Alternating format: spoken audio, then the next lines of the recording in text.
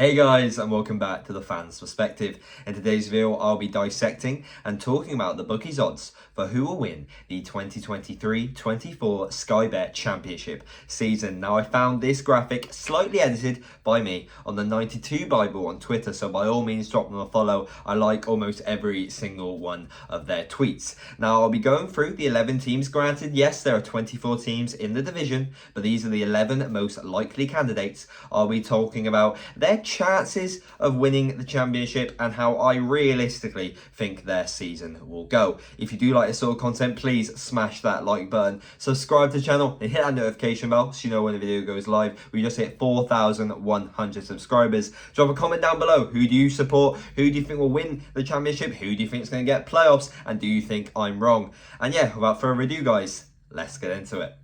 After suffering a shock relegation from the top flight, just 7 years on from being Premier League champions, Leicester City found themselves at the top of the list once more, the bookies odds list. Now, it's understandable after consistent European finishes in recent years, but with questions over managerial playing style as well as the personnel on the pitch, Leicester's season can very easily go one of two ways.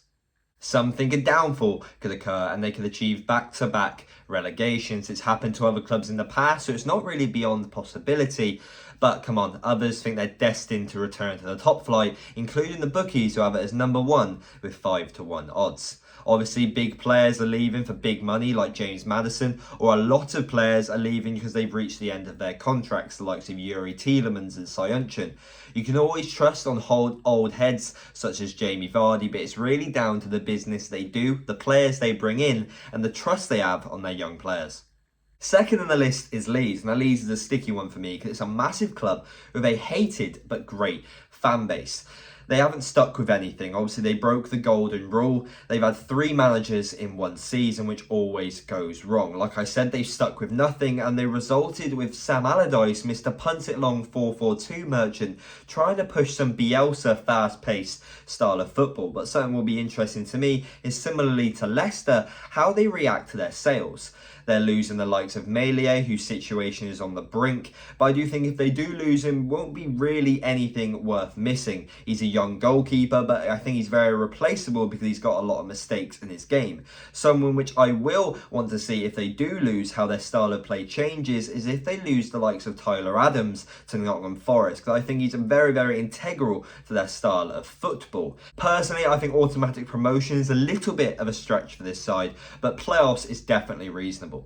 Thirdly, despite finishing bottom of the Premier League table, my personal favourite for a championship title push is Southampton. 9-1 is very, very safe odds, especially considering the coach they have brought in and the budget they could have before them. Premier League talent, the likes of Lavia, which they recently brought in, and club captain James Ward-Prowse is pointing towards the exit door, but they've got very, very big price tags. And Southampton always seem to find diamonds in the rough, so I have trust in them more than pretty much anybody to spend this money extremely wisely. Russell Martin is a very young and decent coach who spent the last few seasons at Swansea, and I found a quote quite fascinating when he joined the Swans. As you can see on screen, he's saying that he based his style of play off of teams that he really enjoyed watching, like the likes of Barcelona and Spanish teams and Manchester City, and that he tried to replicate that with the players and obviously the level that he's at. And I think this is really, really bright and interesting for the season that Southampton could have. I was able to see his style of play once as they played Bristol City at Ashton Gate, and for the first 70 minutes they played Bristol City off the park. Joe Allen played phenomenally, and then sadly it did pitter out and they were eventually knocked out of the cup tie. He improved massively in his second campaign with Swansea, and he will look to obviously improve massively once more in his new venture. Now, excuse the pun, but I do have belief in the Saints to storm the league. But what do you guys think?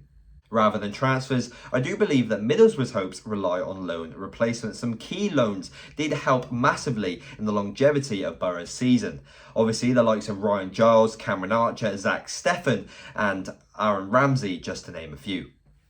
But in my eyes, with Carrick's high-octane style of play, as long as they're allowed to keep Akpom and obviously chip in to get some bargain replacements, which they do have the pull for, they could be in luck.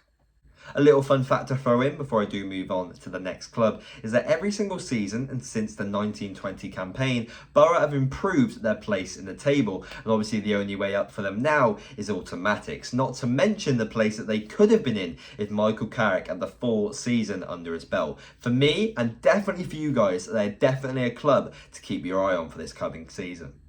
Halfway down the list, at 14-1, you have Norwich, a club which I think all the players, supporters and employees can agree they've had an extremely underwhelming season, winning just one of their last 11 games. Being known as a Premier League yo-yo for the last many years, their string has finally been cut, having their lowest tally since the 17-18 season.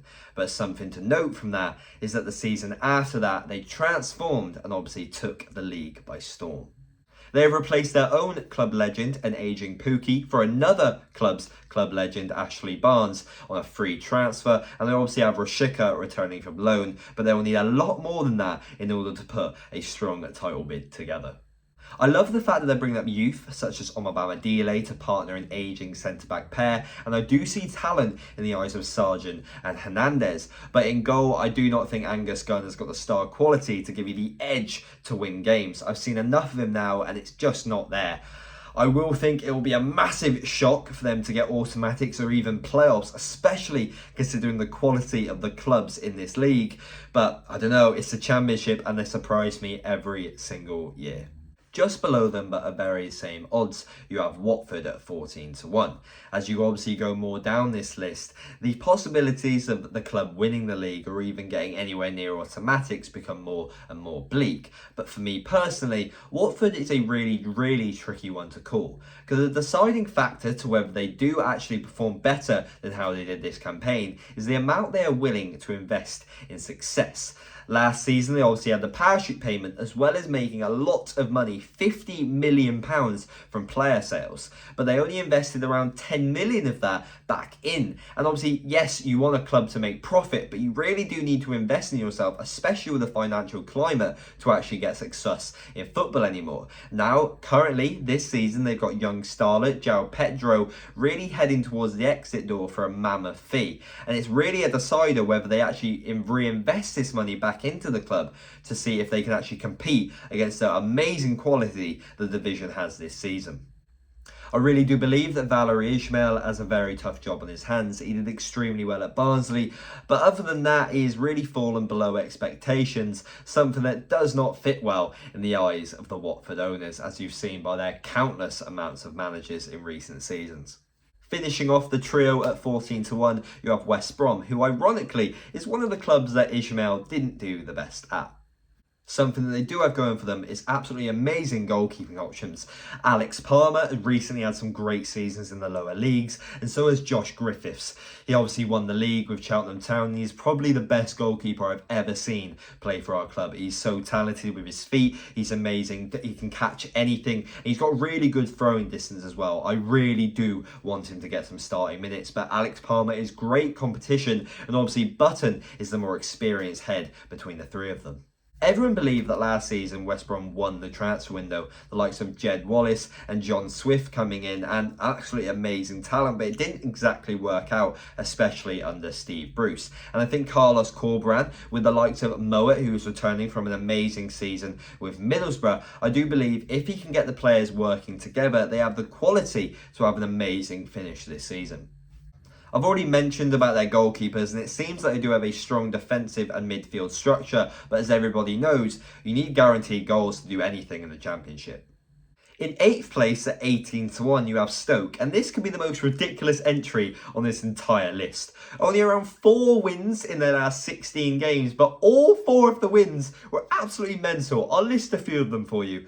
Coventry, 4-0. Sunderland, 5-1. Absolutely mental.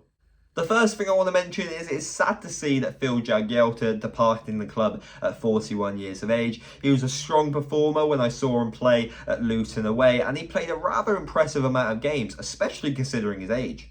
I do like the fact that they've tried young talent like Will Smallbone and Liam Delap, but when you've got players that used to be goal machines like Dwight Gale rotting in your squad, I think that Stoke will be prepared for another season where they're battling the mid-table. In ninth place and joint lowest odds at 20-1, you have Coventry. Now, this hurts me a little bit, man, because I do believe that if Hamer didn't come off injured, there's a very high possibility that the playoff final would have finished differently. But nevertheless, less looking backwards and more looking forwards. The player whose spot kick went wayward and then obviously won Luton Town the playoff final, Dabo, has been released. Obviously, those two things have no correlation. His contract was just expiring. But he has been replaced by a fullback who has an immense amount of respect in my eyes, Bristol City legend Jay Da Silva, on a free transfer. But for the sheer amount of talent that Coventry are about to lose, I really do not have much hope. Youngsters such as Norton Cuffy, Jonathan Panzo and Callum Doyle are returned to their parent clubs after amazing loan spells, and their key stars Guy Carez and Gustavo Hamer seem to be imminently on the move to Premier League clubs. Mark Robins defied extreme adversity this season, but it will take heaven's work for them to see success this season in my eyes. Penultimately, you have Ipswich. They finished second in League One with a points tally that would have won them 7 of the last 9 league seasons, which is impressive to say the least. They only lost 4 games all season, and after drawing 0-0 with Bristol Rovers, they only dropped 4 points, conceded 4 goals in the remaining 14 games of the season, which is absolutely mental. They did draw with Cheltenham Town though. I do believe, despite the quality in the league, they have the real potential to do what Sunderland did last season and absolutely shock everyone. They've got the right manager, they've got momentum, and they've got bundles of belief in their young talent. Leif Davis, just mentioning one of them, is a player I'm mesmerised by. 17 contributions from left back is world class. I'm trying not to sound like a broken record here, but goals win you games in the Championship. And in League One last campaign, if you were to tally up the contributions of their 3 bagsmen, you'd have 82 goals. That is absolutely incredible. Now, I could be wrong. Anything can happen in the Championship, and they could falter off and even get relegated back to League One. But I truly believe, with all these clubs faltering, Ipswich Town can definitely make their mark and take their place. Just before we move on to the final candidate, I am a little bit confused why Plymouth are not mentioned in the same breath. 101 points in League One is simply amazing. And I just want to apologise to any Plymouth fans that I haven't mentioned you guys here. I'm simply just trying to follow this structure, this list from the 92 Bible and the Bookies odds. Finally, to complete the list, and yet again at 20-1 odds, you've got Sunderland. Sunderland did exactly what I expected of them last season, to shock the league and to get a playoff spot. To go alongside their momentum from the previous season, a massive helping hand in this was obviously Amad Diallo, which they will not have for this coming campaign. But they've got a young starler in Jack Clark, as well as a great goalkeeper, a very safe young pair of hands in Patterson in goal, and a player that, come on, I'm impressed with. I've invested a lot of stocks in. I really did like him at Huddersfield as well. Obviously, Alex Pritchard. He scored an amazing goal and got some great contributions this season, including one against Bristol City. This will, of course, be a long, eventful season with countless twists and turns. But if all goes to plan, you will definitely be seeing Sunderland in the upper echelons of the table this coming May. So if you really want to know my contenders for a title fight out of this list, I'd have to go Leicester because they've got a strong squad, especially if they spend wisely. My personal favourite for a title charge is Southampton, and then chuck in there as well, I do like Michael Carrick's style of play, and I do believe they're unlucky in the playoffs, so I'm going to go with Boro. And then finally, Sunderland. Yes, they've got no Amad Diallo, but they've got young players, and I do believe, as well as goals, having a good goalkeeper and a young, safe pair of hands is very, very nice and very needed in this division. What do you guys think? Drop a comment down below. If you do like this sort of content, please smash that like button. A slightly longer video and more statistical type of video if you do enjoy it. I did put a lot of research and work into this, so every single bit of support counts. Subscribe to the channel. Obviously just hitting 4,100 subscribers, and we want to hit 5k as fast as possible. Come on, smash it now, tell your friends. And yeah, without further ado guys, I'll see you guys in the next one. See ya.